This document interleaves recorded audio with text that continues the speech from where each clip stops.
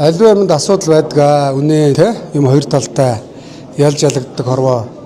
Гэлээ гэхдээ одоогоор яг энэ их хурлд энэ үндэсний бодлогын хороонд улсын их хурлд нэр дэвших юм кандидатууд үндэсний бодлогын хороонд ордгийг. За нийслэл нэр дэвших хүмүүс нийслэлийн намын хороонд ордгийг. Аймаг дүүрэгт нэр дэвших хүмүүс аймаг дүүргийнхаа намын хороонд анхан шатнаасаа сонгогдож ордог юм аа. Тэгэхээр би бол энд 300 гаруй их хурлд нэр дэвших чадамжтай, амбицтай, чадaltaй хүмүүсийн цугларал байх ёстой гэж бодож байгаа. 300-аас бид нар шүүсийн шахаж байгаа 126 чадaltaй хүн явуулна гэсэн үг. 3-1 гэсэн үг тийм ээ. Харамсалтай тэгсэнгүй. Манай намын ялагдтал бол үндсэндээ нэг дарга нар одоо тий би гэж явж байгаад өөрөө олонх болох гэж байгаад ялагддаг. Дарга нар үндэсний бодлогын орон дээр өөрийнхөө ойр тойрны хамаарал өхий хамаатан садан найз охид тий янз янзын цүнх хөргснэрээ оруулж ирээд үндэсний бодлогын ороог чадамжгүй болгодог. За тэгээд дарга нар улсын их хурлд өөрийнхөө ойр тойрны хүмүүсийг гишүүн болгож Конопт олон коновч гишүүдтэй болгож иж ялагддаг. Юу гэж ард түмэн тэгээд даргын нэг коновчиг сонгоо байж явах үү? Тийм биз дээ. Бас ард түмэнд тэгж хандаж болохгүй. Үндэсний бодлогын оронд бол гэрээ зассан, ахуйгаа зассан, амьдралаа шийдсэн, ардын намын нэр дэвшигч, ардын намын ч одоо бахан мөнгөтэй уулгаас нар байгаа шүү дээ. Ардын намын нэр дэвшигчдэр 1000 ухуулагч авахд манай нэр дэвшигч бас нэг дутгааргүй 1000-ыг авах чадвартай. Тэрэндээ нэг гонсоохоод авахгүй. Тийм хүн гэдэг чинь хөдөлмөр хийцэн хүн байна да мөн үү? Тэгээ бас нэг өөрийнхөө ахуйг шийдчихэд нэг ухуулагч аваа сонгуульд орох чадвартай. За нэг бол одоо нэг мань шиг одоо тандалт өндөртэй ч байдаг юм уу тийм үү? Нийгэмд бас муу сайнараа танигдсан ийм танигдсан хүмүүс нэр дэвших хэрэгтэй. Тэгээ одоо та нар энэ 300 гаруй нэг харав. Нөгөө л нэг фракцийн дарга нарын төлөөлөл. Нөгөө л нэг Женко моох фракц гэдэг.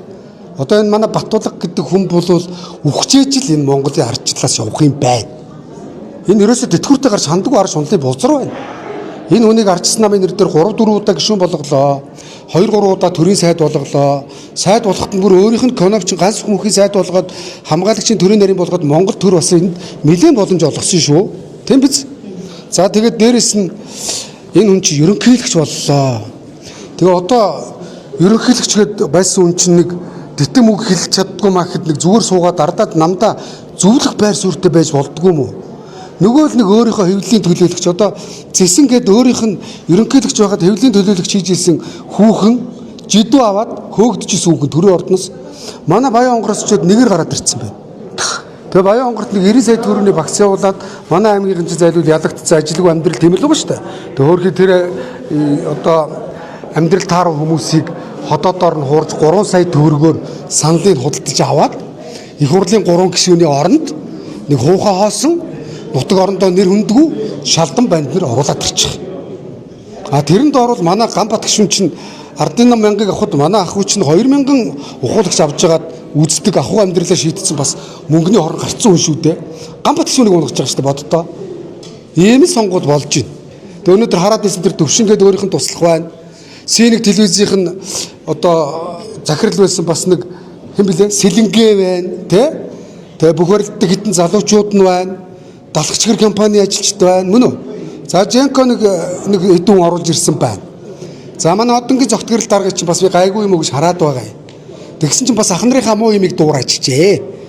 Бас л өөрийнхөө ойр тойрны хамаарал өхий нөгөө нутгийн факторууд, компани тийм ээ? Ийм хүмүүсийг оруулаад ирсэн байна. За тэгээ бас болоогүй манай нөгөө туван тэргүүтэй нөхдүүд тийм ээ? Нөгөө ардын намын бэт шивгчин од хоёр тэргүүтэй нөхдүүд бас нэг хэдийн юм оруулаад ирчих. Нөгөөдөл нь нарчсан намын өсгч байхгүй нөхдүүд юун дээр сууж байгаа ч мэдэхгүй. Зүгээр хүний олноор конопт дарна. Их хурлд эднийхээс хэр олон нэр дэвших вэ? Намын эрх мэдлийг яаж өөрийн гарт авах вэ? Ийм л болж байгаа хөөхгүй. Тэгээ бид нар өөрсдөө хуураад байна. Нийгмийн сэтгэл зүгээс мэдрэхгүй байна. Тэгээ нэг алдаа байдаг. Ер нь манай нам гэхгүй Монголын дарга нарт. Аваагүй байхад авгаа сайхан, алаагүй байхад үнэг сайхан гэж намын дарга болохоор ялцлаа ерөнхий сайд болчлоо гэд хөөрөөд вакуумд орчдөг. Тэгэнгүүт нөгөө даргын цүнх хөргснөр ойр тойрных нь дарга та ирээдүй ерөнхий сайд чи би тим юмны дарга гэдээ долоогоо явчихдаг. Яг ингэж явж байгаа л хамраар газар шаадаг. Энийг та бүхэн мэдж байгаа. 2012 онд Алтан уяг дарга нэг юм эвлүүлжээ сонгуульд орсон. Тэгсэн Алтан уяг даргаас ялсан даргаас зандаагүй инколд гэж нэг заяагүй золбон тэ бур жоохон ийм үг хэлэхээс өөр арга алга бүдүүлэг сонсогч магадгүй. Энэ золбон нөхөр Алтан уяг даргыг дэмждэг манай намын залуучуудыг шоронд авчиж хорж жогоод намын хамгаыг булаач авсан. Тэгээ вакуумд орж жогоод 16 онд хамраараа газар шаагаад ялцсан байсан намыг бүлэггүй шахуу болгож ирсэн. Инколд хаана ямар хариуцлага хүлээвэ? Мөн үү?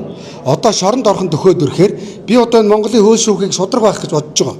Инколд бол зандаагүйн инколд бол шоронд байх хэвээр ялтан байх хэвээр хүн. Тэ. Тэгээ шоронд орох болохоор зэрэг ардчилсан намдаа орж ирээд хяналтын хорооны гишүүн гинэ. Одоо ардчилсан нам энэ хулгайчуудын халахвч уу? За дараад нь Эрдэнэ гэж нөхөр 20 онд намыг бас шороотойд тусгацсан. Одоо өнөөдөр намаа ялагдуулчаад Америкт ардын намаас албан тушаал аваад консул хийгээ явж байгаа. Баян голынхаа намыг зарждаг. Хоёр их ашиг өмнөө тавьдаг. Эрдэнэ яаж хариуцлага хүлээсэн? Хүлээгээгүй. Өнөөдөр ганц төмөр бас 24 онд ялагдсан. Хариуцлага хүлээсэн үү? Жагсаалтаар ганц төмөр энэ тэмдгийн шивгчин шэр сэнгүүмүүдийг жагсаалтанд оруулсан. Өөрөө цулаатлаа баяжсан хугаагуулгач юм. Яаж хариуцлага хүлээсэн? Их хурлын гишүүн шадар сайд болсон. Одоо ганц төмөр ерөнхийлөгч нэр дэвшнэгээ явж байна. Энэ хариуцлага уу? Тэгэхээр ардсан намыг ард түмэн хариуцлага хүлээж чаддаг нам бол сонгон дэмжинэ. Дарга нартай хариуцлага сонгож хүлээлгэж чадахгүй байгаа намыг ард түмэн сонгох уу? Хариуцлагыг дээрээсээ дарга нараас эхэлж хүлээдэг. Тэгэхээр энэ нөхдүүдийг өнөөдөр Женко яаж хариуцлага хүлээсэн? Халтмаагийн Баттулга 20 онд манай намын нэр дэвшсэн олон хүмүүсийг шоронд хийж гаад намаа ялагдуулсан. Ямар хариуцлага хүлээсэн? Хүлээгээгүй. Одоо ингээл баахан нөхдүүдээ канавчин болгоод явж байгаа. Тэгэхээр энэ нөхдүүд нэг бол үхчихэж энэ ардчилсан намаас зайлах юм бэ. Би одоо энэ Баттулга ганц төмөр Эрдэнэ энзэн колдар нарыг хариуцлага хүлээж чадахгүй бол одоо лам бөөгөр явж хараал хийлэгдэв юм. Тэ? Эдгээр нэр үхчихэж ардчилсан нам цэвэрших юм бэ. Ийм л болж нэр. Би Монголд энэ бузар булаа юмтай энэ ардын намтай тэмцэлж байгаад хийсэн хэрэг байхгүй хилмигдээд шоронд орсоо. Тэгээ ард түмэн намайг өнөөдөр ямар хандлт өгдгийг та нар мэдж байгаа. Намайг саяараа үзэж байна. Миний нэг цагийн лайвыг нэг өдрийн дотор 4 сая хүн үзсэн байна. Энэ бол Монголд байхгүй өндөр хандлт. Үнэн биз? Би та нарын бүх сайтууд нийлээд миний хандлтыг хаанч. Энэ юу ярьж байгааг бол би хэн нэгэнтэй хаалт тэнгэрээ хийхгүй, би шудраг ёс зарчим, үзэл санаа ярьдаг учраас намайг дэмжиж байна. Тэгэхээр би намайг гэхээсээ илүүтэйгээр миний нарчилсан үзэл баримтлалыг дэмжиж байгаа учраас намайг ашиглаж нам ялнаа. Тэрнээс нэг дарга болцсон нэг үгээ эвлүүлж ятсан жүжигчин нөхдүүдийг ард түмэн сонгохгүй. Ард түмэн өнөөдөр 92 оноос хойш энэ олон сонгуул өглөө хэрсэн болцоо.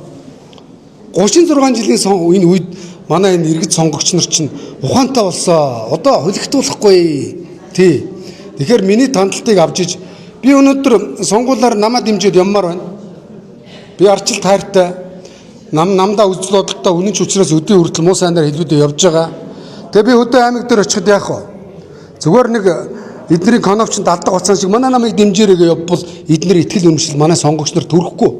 Ягаад гэвэл мөнх эрдэнэ зайлуул ямар ч одоо чадвар алга. Харин надад нэг сэтэр зүйлгээд би бас нэг намдаа хариуцлага тооцоолох чадвартай мөн үү? Ингэж явбал за мөнх эрдэнэ бас нэг итгэл үнэмшилтэй явж байна. Намаа нэг удирдаад уриалж явж байна. Намынхаа нэр дээр зүүн хүмүүсийг нэр дэвшүүлсэн байна. За гарч ирээд нөгөөдөл нь үгэнд нь орохгүй байранд нь тавьж чадах юм байна гэж надад итгэнэ. Мөн үү? Тэгэхээр намайг ашиглаж чадахгүй бол хохно. Би тэгтээ намайг ашиглаж чадахгүй бол би өөрийнхөө тандалтыг эднэрт бас мэдрүүлж чадна гэдэгтээ би бардам билий.